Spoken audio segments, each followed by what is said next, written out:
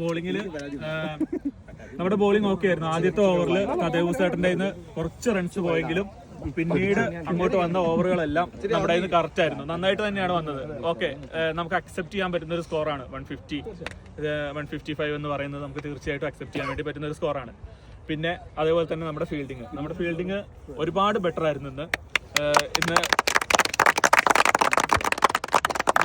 എല്ലാവരും നന്നായിട്ട് hard work ചെയ്തിട്ടുണ്ട്. അല്ല, മിസ്റ്റേക്കുകൾ ഉറപ്പായിട്ടും ഉണ്ടാവും. മിസ്റ്റേക്കുകൾ ഉണ്ടാവില്ല എന്നല്ല പറഞ്ഞത്, മിസ്റ്റേക്കുകൾ ഉണ്ടാവും. പക്ഷെ നന്നായിട്ട് തന്നെ ചെയ്തു. ഇതുവരെ ഉള്ള ഒരു രീതിയിലല്ല നമ്മൾ ഇന്ന് ഫീൽഡ് ചെയ്തത്. നന്നായിട്ട് തന്നെ ചെയ്തിട്ടുണ്ട്. പിന്നെ അതേപോലെ തന്നെ ബാറ്റിങ്ങിലേക്ക് വരുന്ന സമയത്ത് തുടക്കത്തില് ആരായിരുന്നു? സുധീഷ് നിതീഷും ആയിരുന്നു പോയത്. അവർ നന്നായിട്ട് സ്റ്റേ ചെയ്തു.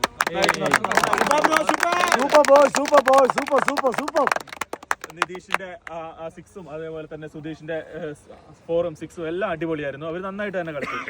അതേപോലെ തന്നെ അത് കഴിഞ്ഞിട്ട് പോയ അബ്ദു ഒരു രക്ഷയില്ലായിരുന്നു.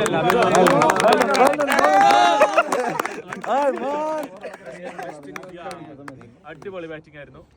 പിന്നെ നമ്മൾ അങ്ങോട്ട് പോയി കഴിഞ്ഞപ്പോൾ പിന്നെ എനിക്കൊന്നും ചെയ്യാൻ പറ്റിയില്ല. പിന്നെ അതേപോലെ തന്നെ സിജോന്റെ കയ്യിൽ നിന്ന് സിജോയ്ക്ക് കുറച്ച് കണക്ഷൻ വന്നില്ല.